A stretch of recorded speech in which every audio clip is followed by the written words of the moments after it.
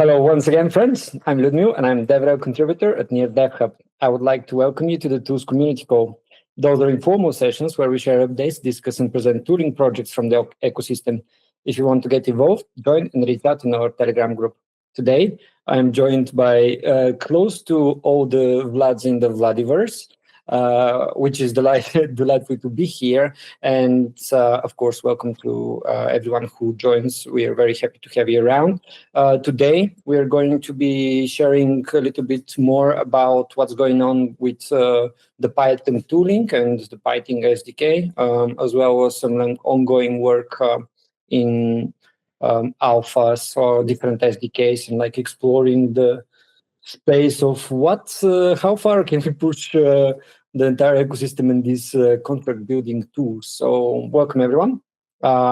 If you want to give like last minute or blitz presentations or want to get highlighted on this call, just drop a message into the comments into the chat so I can see it and I can bring you up.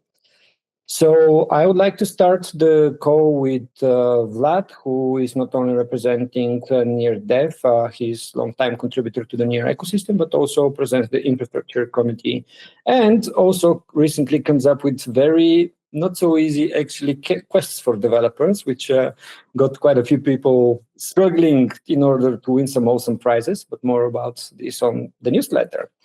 So Vlad, if you... Yeah, happy to be here. Thanks for having me, and it's great to see all the familiar faces, and I hope we will have even more people watching it at their own pace in the recording online. There are a lot of news that we accumulated over the last months. I think it's been very packed with events. There was East Denver, and everyone tried to push all the tech before the East Denver event. And there was Python SDK for contract development for Near, which wasn't targeting East Denver at all. I never expected it to land so quickly from the previous experience and how many challenges we had in the beginning.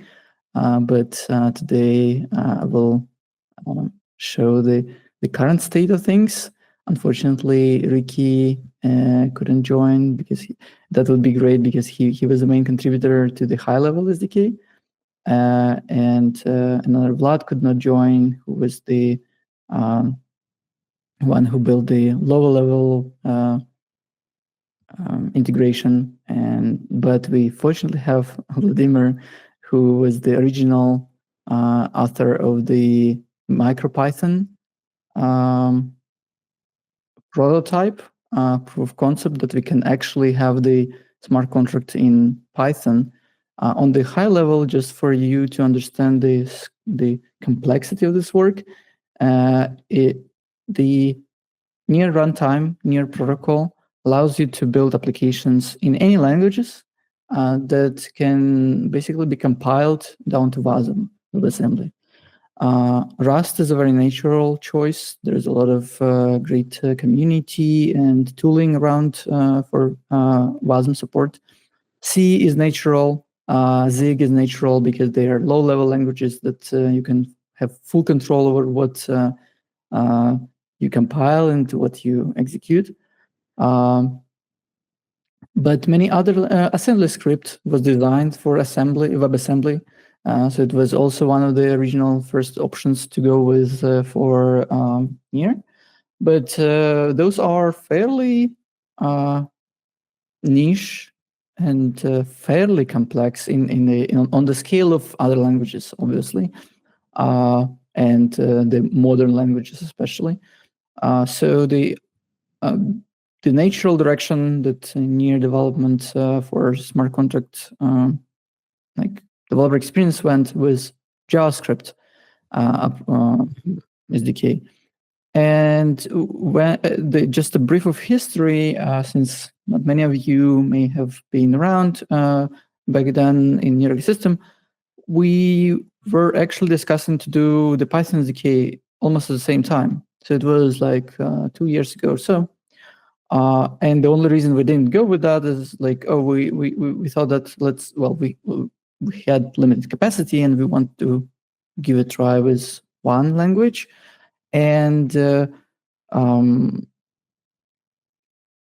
we kind of randomly picked several options. So for JavaScript, we picked QuickJS, and for Python, I think we didn't find a good solution back then to be able to compile it down to WebAssembly.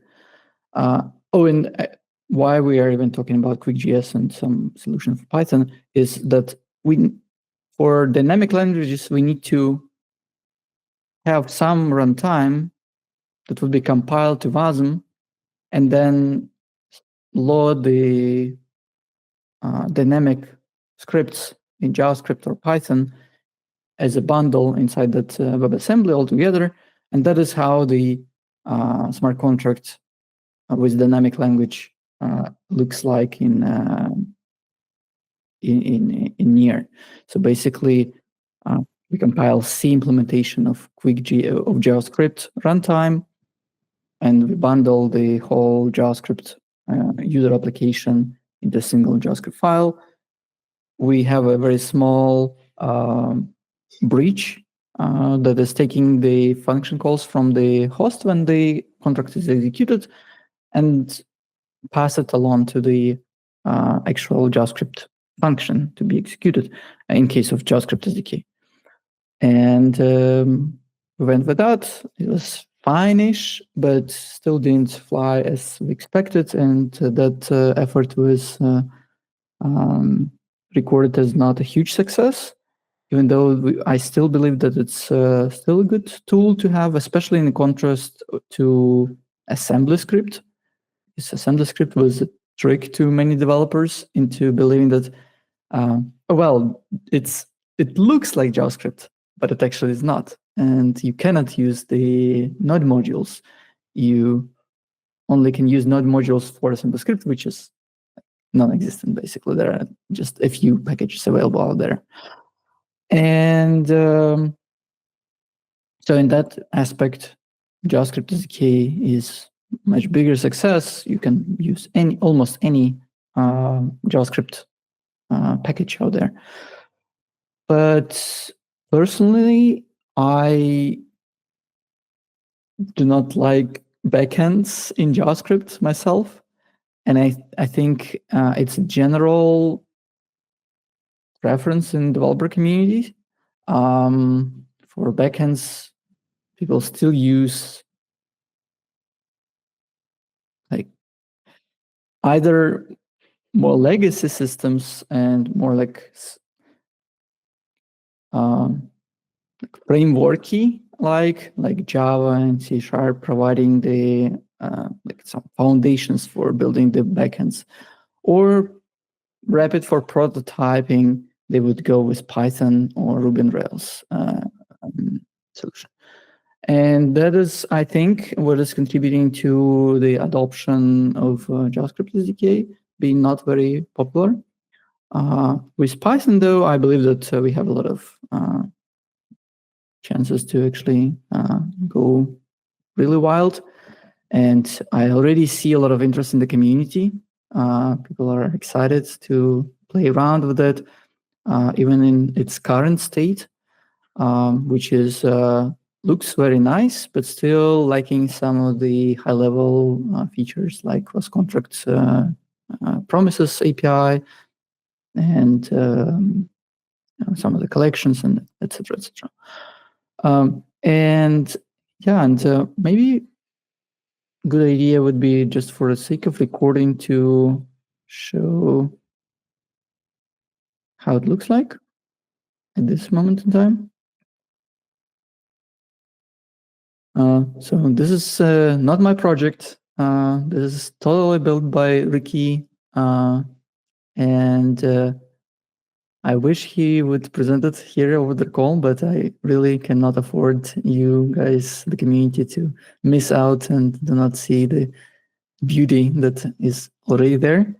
So it's a very nice documentation here. There is a low, kind of simple API that you can use, which is based on just functions, in contrast to Rust SDK, for example, which is the SDK itself is recommending you to use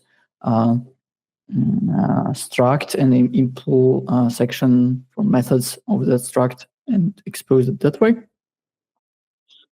Python SDK at this moment in time does not require you to have any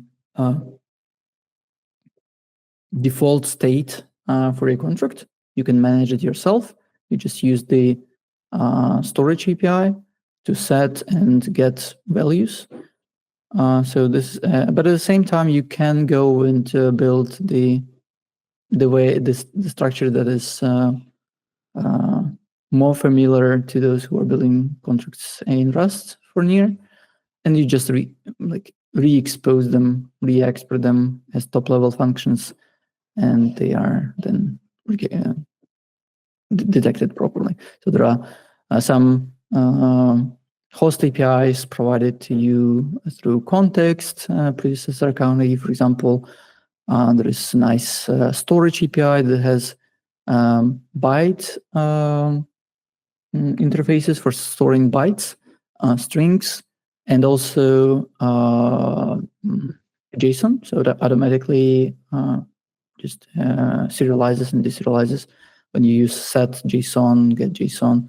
Very nice wrappers. I really love the simplicity of it, like this. And it's super simple to get started, especially if you use UV, which is a modern tooling for Python these days.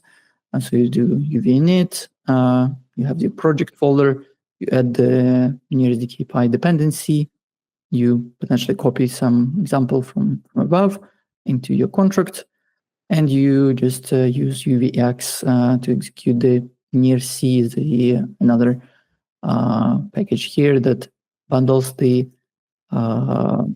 MicroPython as a runtime with your user code that you implement into a single WASM, and then you can use a standard near CLI to deploy a contract and interact with it and whatnot. So this is on the high level. There are still rough edges here and there. I think this is still this cross-contract APIs are still not flushed out. There is some other challenges on the way, but I've managed to build already like 5 contracts in the course of last maybe like 2-3 weeks, running the quests for you guys, and also testing, providing the feedback to Vlad and Ricky about usability and bugs. So it's evolving extremely rapidly.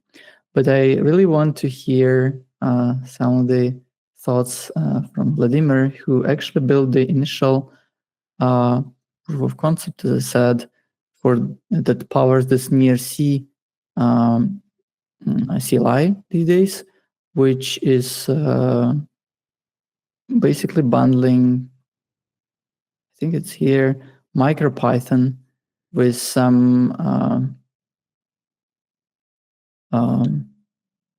hotfixes and patches on top of it, and exposing the host functions of near runtime into it.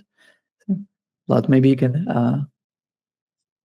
talk through it and how was it? And yeah, I've looked through the both parts, like the high level and the low level part, and I'm especially amazed how well structured the high level part is, with all the use cases, and it even has some, I think, CI setup for its repo with auto tests and whatnot. But also for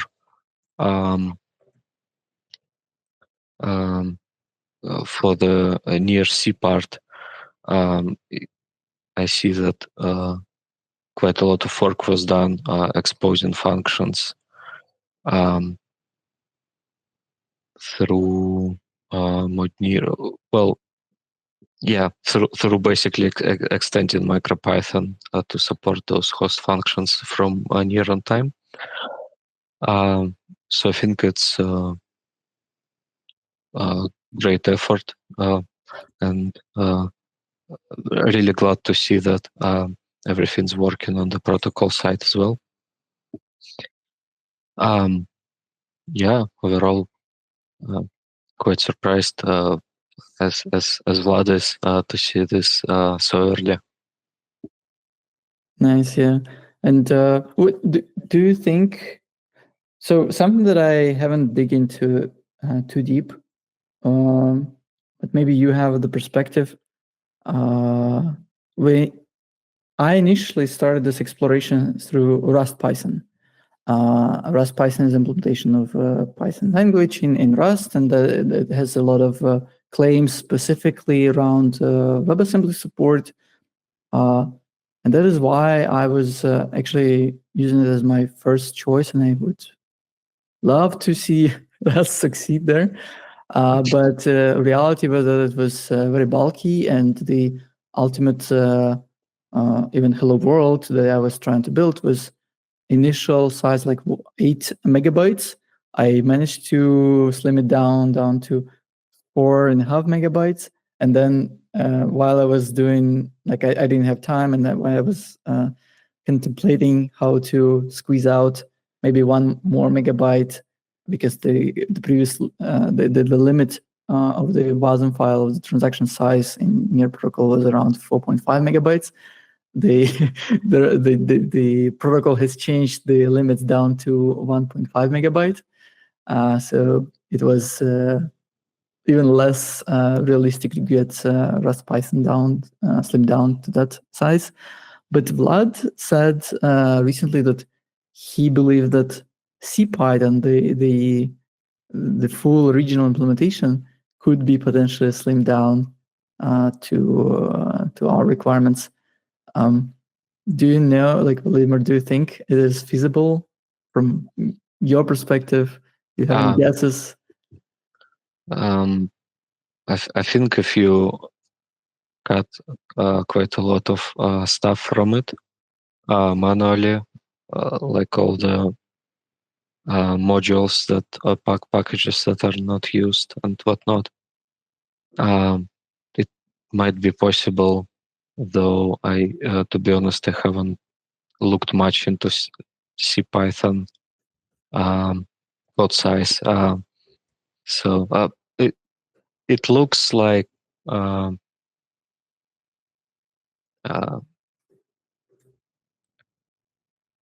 it looks like if it's possible, that's quite a lot of work compared to adopting MicroPython, which is built for being compact from the beginning.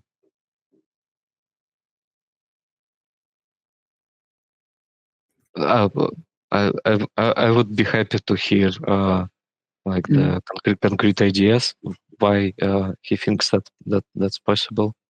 And I think his take is that the overall. So I actually there is this project I think called VIT that allows you to build Python apps into WebAssembly using like CPython, and it bundles. So it's designed kind of for front-end development in Python. If I understood the initial intent of the authors. But the very quick hello world lead me into 28 megabyte file on the WASM side. So basically way above the threshold. But Vlad said that they didn't strip down like many of the packages that are totally irrelevant for contract development, like HTTP library, and even cryptography, some places. The cryptography may be a bit more relevant than the other parts. And he said that maybe it's doable. So we'll see then. Yeah, so you can strip stuff. That's one way to reduce size, but on MicroPython side of things, they also re-implemented existing stuff in C using less space, I hope, than in C Python, because it's the goal of the project is kind of targeting embedded systems. So yeah. But at the same time, I actually, when I was putting this challenge in the community for building the Python SDK, there was another person who actually took the approach from Rust Python, and he had initially pretty good results. He managed to slim it down by removing basically the full STD from Rust Python down to 1.3 megabytes. So it's on the borderline, and still couldn't get it executed in the runtime. There are actually something that we will probably talk about later today with another Vlad on the call, is the challenges with the getting WASM file is not enough. You need the features and various neat details about your expectations of your WASM. You cannot expect that there is a host function that is provided by libc, for example.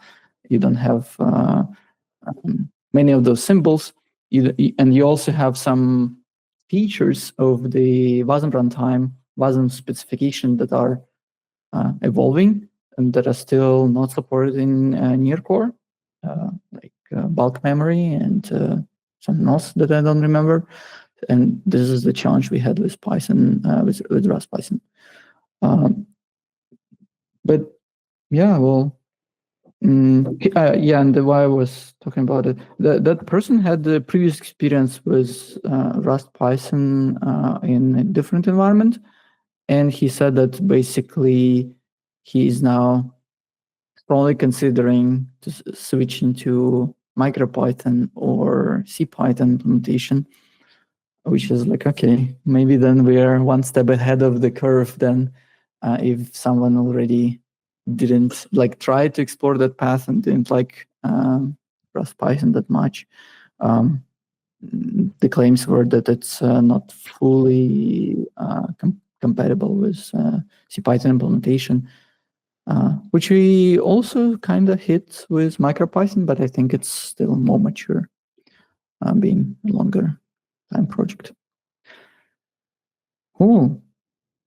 I think that's all for the Python contract SDK. Are there any questions? What's your experience? Maybe someone wants to share their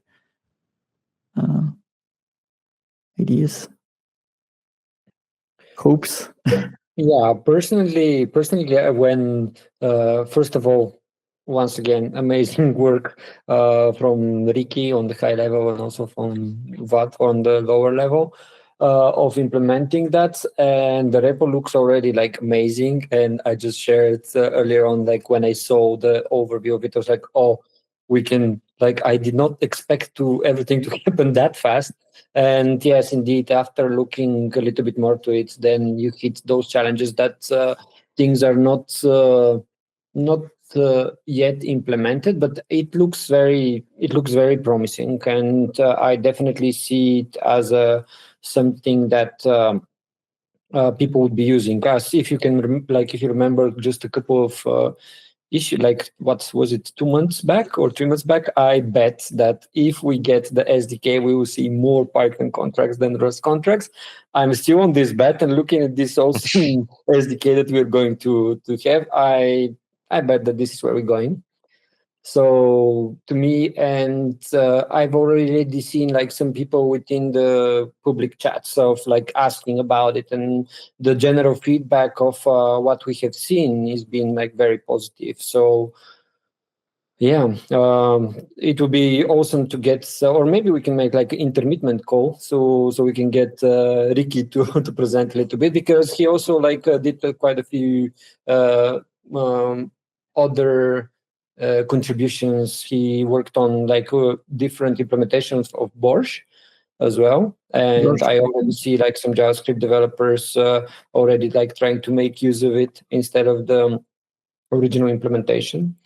So yeah, the general feedback is amazing. So looking forward to see like where this it takes it and how long it's going to take us there, because I seriously did not believe that this would happen like this fast. And Vlad, I asked you like when we presented on the challenge, the open call for this experiment with Python, that I was like, how long do you think it would take? And you were also like, yeah, not quite sure. So like, did you expect to happen like that fast, to reach Not at all. Like, to be honest, on my trajectory, by this time we would only have maybe the slow level implementation. So Vlad also pulled out of nowhere, actually. Like, I've been working with two other contributors trying to attack it from the MicroPython or Rust Python angle. And then one day, Vlad just messaged me over the weekend, I guess, like, it's done. I was like, what is done? And I couldn't believe myself, so I had to go and check, and it was actually working. I deployed it to testnet, and it was like, no way. It was amazing. But it also, well, it's been, I want to still send kudos to Vladimir, because I think that original proof of concept really sped up the like direction where you need to look into in order to get it up and running. And he initially contributed that like mid last year, right? So it's not something that we built just in the past 2 months. It's been there for kind of a year, with on and off me trying to find the contributors, some contributors trying it out, failing it, and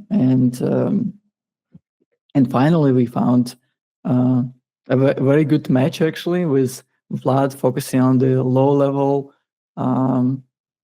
foundation for the just integrating it with the runtime, and Ricky is like, he told me that he would never touch that part, but once the bridge is like there is a bridge and it's all in Python world, he can do everything else. He's happy to work with us blindness and not knowing what that C and symbol mangling even means. He's just happy with the user space, kind of. Yeah, amazing. I think like in general, the initial breakthrough of things, it's like very the hard part. But like once we once we see that things are possible and they could be like pursued, then this is where we see like a little more rapid development. So the initial steps are like usually they're always like the hard steps in order to lead of like more people actually considering the effort, because this is a very big effort. It's not something that you just say, hey, I'm going to do this weekend. So, yeah, amazing. And just into the chat, I see that Sasha is going to publish Understanding the Near SDK for Python already. So, Sasha, I saw that you had quite a few releases on like new material or on Learn Near Club. Do you just want to give a quick shout out about it? It's like basically with. By the way, happy to meet new faces. If somebody does not know me, I'm Sasha, founder of Learn Club, and with that AI, it's not even pivoting, right? Like with that AI thing, disturbing our life like on daily basis, right? Like this is what we are pushing at Learning Lab. So we are trying to revise the existing learning materials and that new relevant ones, and we figured out, like after dealing with AI for learning for a while, we figured out that the model itself does not much matter, you know, like garbage in, garbage out. And this is what we are focusing on, preparing the machine learning friendly content for the bigger model. And we are using one of the near practice trays for our private RAG. And so far so good. Like if you go to Learning Lab website, it's and try Learning, right? It already gives like more or less relevant answers for the near protocol, near ecosystem projects. We do not touch much of development stuff because like I'm not like an expert in development, and we'll get I think we'll get back to that with near docs team and near dev and other ecosystem contributors. But like this thing gives me a little bit of optimism, right? So like we can learn together with AI, and AI does need our feedback, and let's see. So basically, the bottom line is like feeding AI with legit relevant information nowadays is almost as much as important as bringing it to users. So this is the point. Like and this is like a very very fast changing environment. So yeah, and like of course I'm using AI for writing most of our articles nowadays, but I still reviewing them myself and ask other people to review and see. Yeah, so let's see if we don't care who's gonna be using Python for building contracts on near people or robots, right? Or both, most likely both. So let's provide both parties with relevant information and easy to use tools. So and see who will win. This is exactly this is the point. Yeah, because like even like few months ago I was desperate, like fuck, like we are done, right? Like but no, like there is still a chance that we can cooperate together with robots, you know, and do not go like directly into the matrix, whatever they call matrix cells, you know, like when you just have illusions and get some kind of food and stuff, right? But this is not real life, right? I hope we will figure out how to continue real life and live together with robots. Yeah, robots, I love you, just for the record. Don't get me wrong. Good point. Yeah, by the like on a previous note of expecting to see more contract in Python, I have to say that I really fear that I'm hopeful and at the same time fearful of that to happen. I still want Rust to win, but realistically, I see why Python could be a very good option to explore the space, to let people to rapidly prototype their ideas. And I want to highlight that not every contract has to be 100% secure and be exceptional in terms of the maintenance and stuff like this. And I think I proved that with 5 quests that I built so far, like 5 contracts, and 3 of them are kind of quests that were holding from 50 to 3,000 near on the contract side, and basically controlling that funding. And so far, nobody cracked it. So I would say, like, well, you can build a fairly secure contracts. And if they're small, the smaller number of lines of code, the less bugs are in there. in general, just as statistics showing us. And with Python, you can be very expressive, and it would be really short and small in size. And if you would build just many of small contracts in Python, that could be much more beneficial than building one beefy monster contract like we do, for example, for Sputnik DAO, which has to be complex for sure. It has to be written in Rust, in my opinion. But for other contracts out there, like for quests or some other smaller, interesting models that people will play around, that's totally legit to pick Python or Go or C#. So this is a good segue to invite Vlad to also talk about the challenges he had with building Go and success and with the status of Go SDK and C# SDK. Thanks, Vlad, for introduction. Hello, everyone. I'm very happy to see you guys and talk about NIR, Go SDK, and C# SDK. First of all, I will start from the, I think from C#. And I will talk not a lot because I'm not finished it yet, because I have problem with type of WebAssembly file which I will upload to the blockchain in order to execute all these methods on the smart contract. And one of the reasons why it's not completed because of unsupported feature of WebAssembly standards. And now I'm thinking about to add a new target build inside experimental compiler of .NET. And I think I can bring SDK which will be comparable with speeds and size like Rust, but written on the C#. Of course, it will be not 100% C# with all these reflections and other features, but it will be the same syntaxes, and also libraries will be supported. So I think I will have the results in next month, maybe 2 months. I can bring this SDK also to some alpha version. And that's all about C# SDK. It's also open source, but not complete. And Go. I'm so happy that I find TinyGo. It's a compiler which can compile Go to the WebAssembly. And for example, if we will take C#, I have challengers for 6, 7 months, 8 months. I try very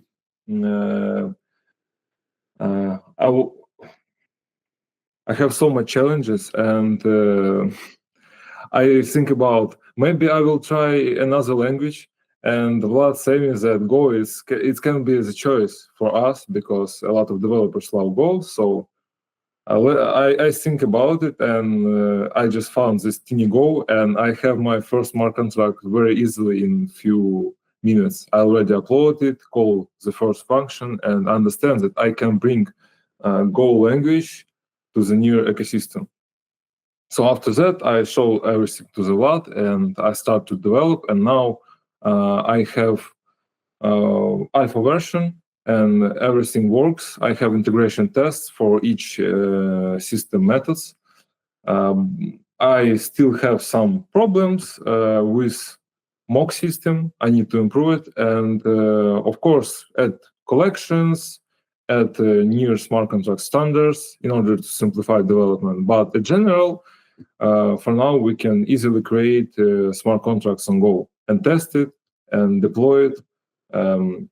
Also, I working on README, and because it's my first experience with writing SDK for smart contracts, I have a lot of interviews with other developers, with junior, middle, seniors, and I already have a lot of things to work with my documentation and README.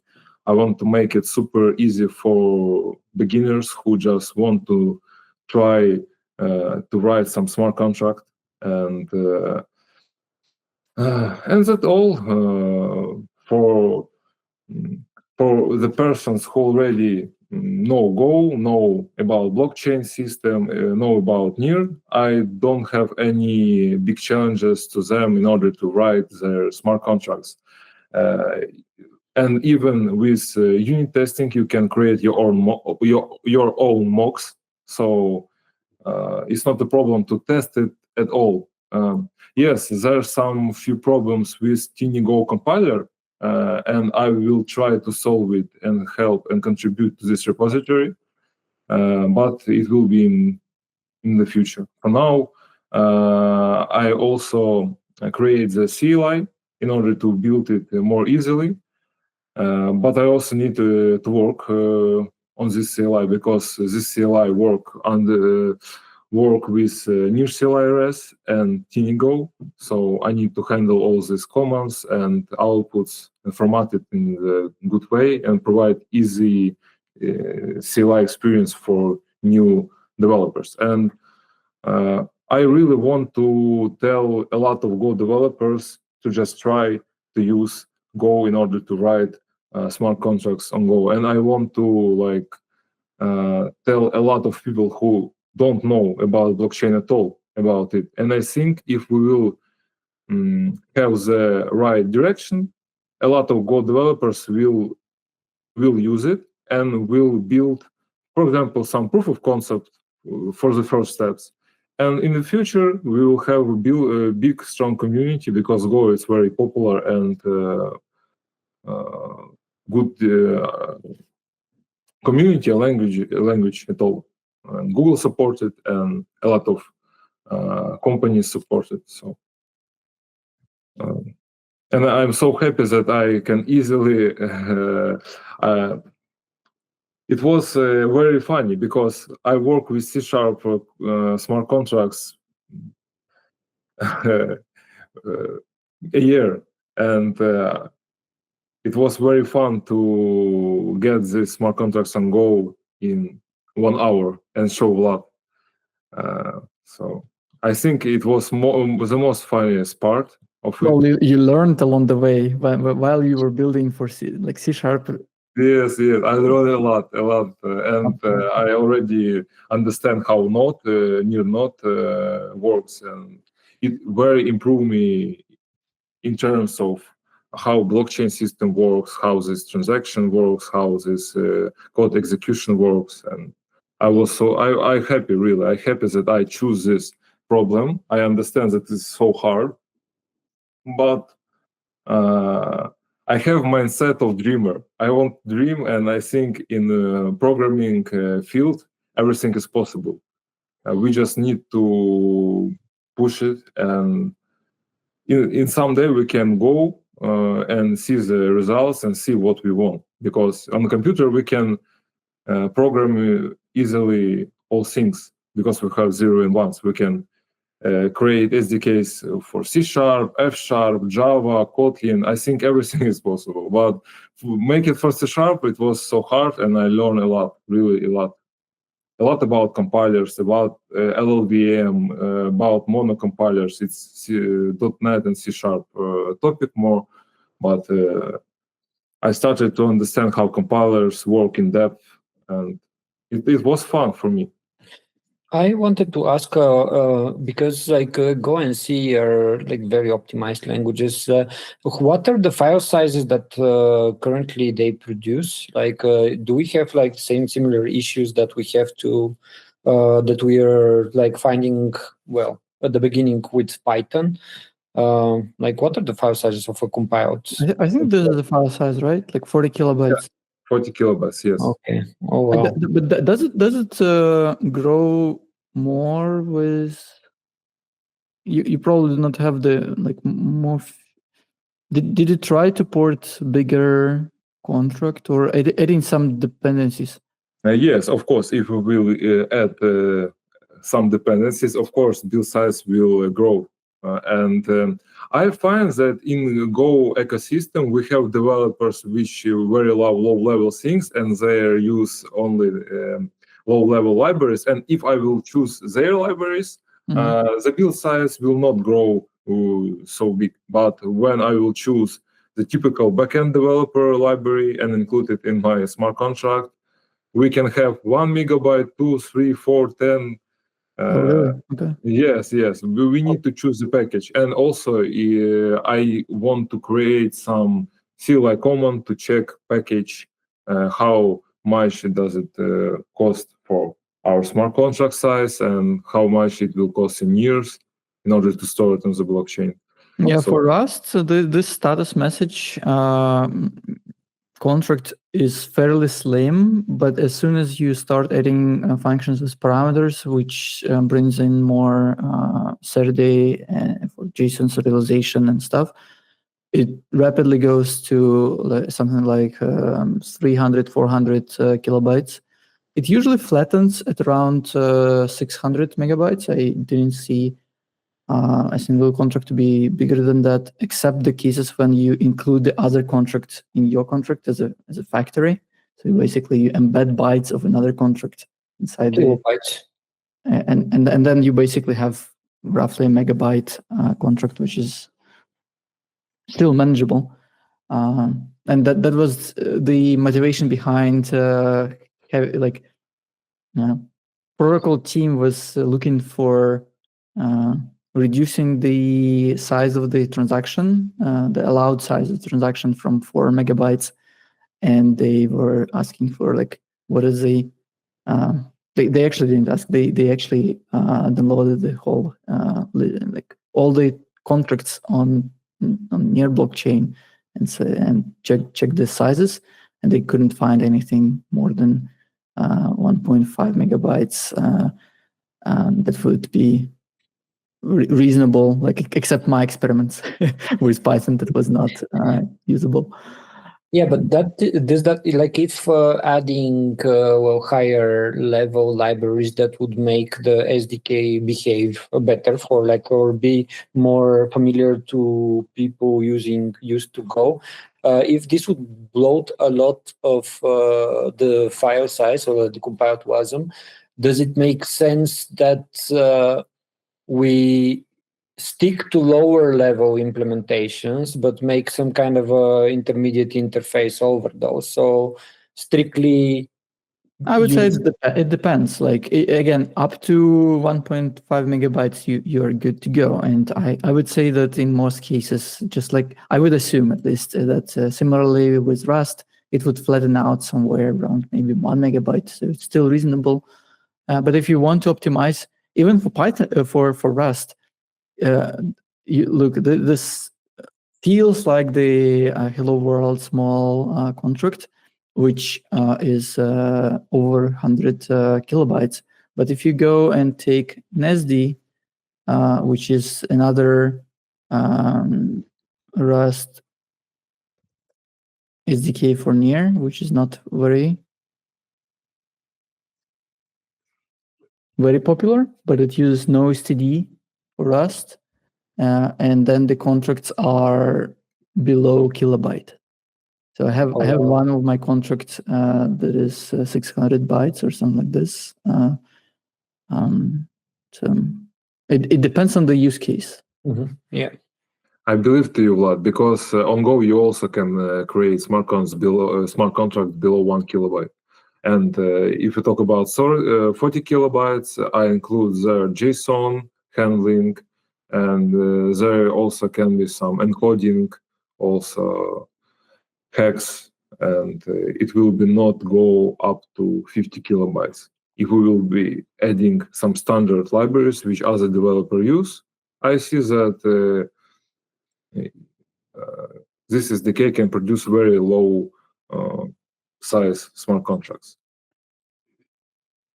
Yeah, but I would argue that this becomes tedious to manage, at least for Nesdy. Without STD, you don't have strings, you don't have allocation of memory. You have to pre-allocate everything and then manipulate with the data within those the data sections.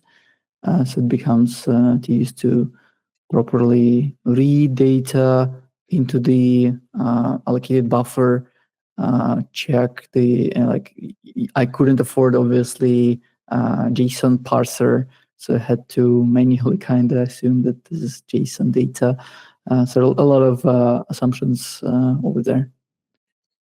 But it is fun, definitely, and it's under 916 bytes wasn't, which is cool. Yeah, maybe such kind of a challenge would be interesting for using MSD or something like that. Vlad, Sure. can you send me a link with your smart contract on Rust which below 1 kilobyte? Yeah. Let me send it here in chat. It's transfer near contract. It's actually a hack for Boss. So in Boss, you cannot send near natively. So I created the contract and deployed it on near, so you can have a function call to send near. So you attach near to the function call, and that it transfers further. So it has some utility. This is not just a random useless code. And for those of you watching on YouTube, all of the links that we have mentioned before are being put up into the chat, and you would find them down in the description down below. Together with the tools community contacts, we have a group on Telegram, which brings us all together. So every once a month, we do these calls. Do we want to cover anything else? Something that we would like to discuss on, or otherwise we can wrap it up? And Sasha, amazing. Yeah, amazing. Yeah, I want to check in regardless the wallet selector and Near.js thing, because like the time flies, right? Everything goes very I fast. have very good updates there. So there you go. yesterday, Yeah. infrastructure committee had the meeting. We had the RFPs waiting for proposals from different teams in the ecosystem, taking over wallet selector, Fastnear, not Fastnear. Fastnear remains there. FastAuth, one-click connect, and the winners were selected, and there are two teams that will be funded to evolve and support wallet selector. Those are Hot team and Lucid team. Hot will be building it from scratch. Basically, they have a very solid technical proposal, and Lucid team will be building it from the angle of a product. They will be maintaining the current implementation and potentially adopting the Hot implementation. And provide it as more like a solution rather than just a open source project. Figure out it yourself, and for one-click connect and FastAuth, Persist team will take it over. That is a team behind Near Mobile. So I'm very hopeful to see those teams rushing into fixing our challenges. They had very solid, amazing proposals, and I'm very excited to see that we are finding the teams. They are going to bring the value, their expertise. Hot team is nowadays have experience building wallets for web, mobile, Telegram, web extensions. So I'm pretty sure that it will be able to figure out all the challenges, how to make the wallet selector working for all types of wallets out there with minimum maintenance burden that we currently have. But as Ludmil just posted in the chat, I see that indeed there was a wallet selector version 9.0 released, I guguess, yesterday.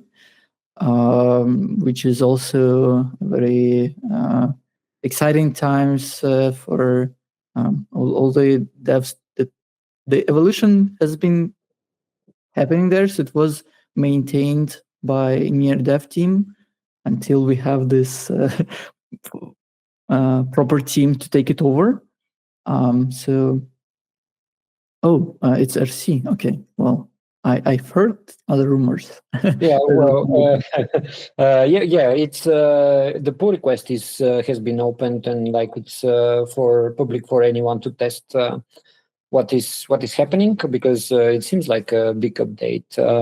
And I wanted to ask, we mentioned the wallet selector, Fostot, one-click connect, but do we have selected a winner for near API.js? We do not have the RFP for near API.js, and I have the context there. So those three services, they are more like services after all. So they are part of infrastructure community. Near API.js is part of the DevHub scope. So all the proposals, if you have any, please shout out there and ask for funding if you need, or just go and build your own version. Like if you don't need funding, it's like there is no guards, nobody is preventing you from contributing. But I want to mention that there is some very relevant contribution to near core is happening right now. That is the Open API specification will be generated automatically from near core types.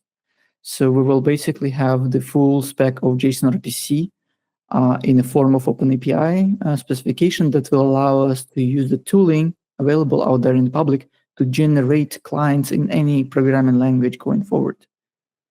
So there will be a low-level client, obviously, that will only be aware of the types of the communication. And in order to construct a transaction, you would still need to have the types that you can then serialize to Borscht, and then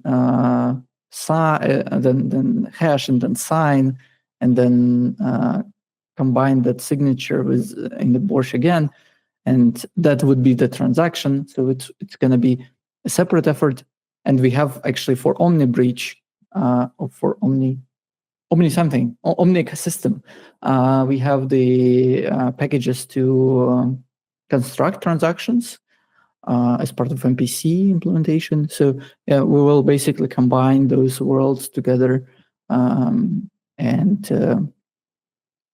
hopefully we'll see type-safe clients for JSON RPC. And then I outlined in the chat that it would be great. So this is a foundation, and it would be great to have like high-level APIs, for example, for React integration, Angular integration, I don't know, Flutter. But in the middle, there should be some generic functions, just like I said, for constructing transactions, signing it, public key management, whatever. And I think those could be individual packages, and then there would be just a bundle of those with a use case driven design, like Near API RS did for following the Near CLI RS style. It's up to people then, I would say, to try experiment with different styles of APIs for different frameworks. We already know that web and like web browser environment is different from Node.js environment.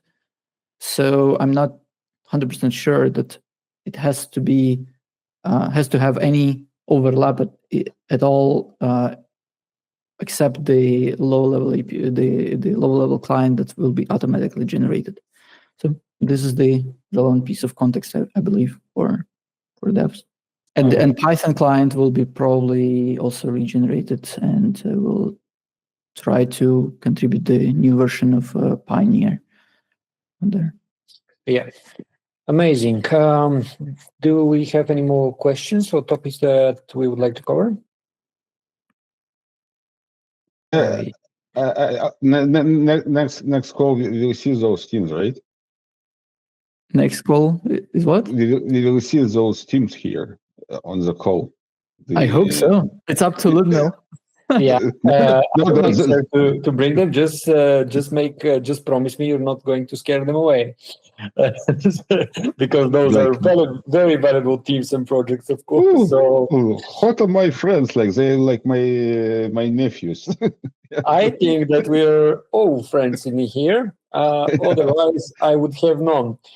Anyway, so thanks everyone for being here. For those of you watching, once again, if you want to present your work, suggest discussion topics, or want to get involved, join our Telegram group. You can find the links to it down below. We have these calls every second Tuesday of the month. So I hope to see you on the next one. Meanwhile, don't forget to subscribe to DevHub's newsletter, where you can get weekly updates of what's happening around the ecosystem. As Vlad just mentioned, on Thursday, we have the DevHub live sessions, where we started presenting with community challenges, where you can not only win great prizes, but also learn quite a lot of new things that you didn't know that so far existed. Thank you very much for joining, and see you on the next one.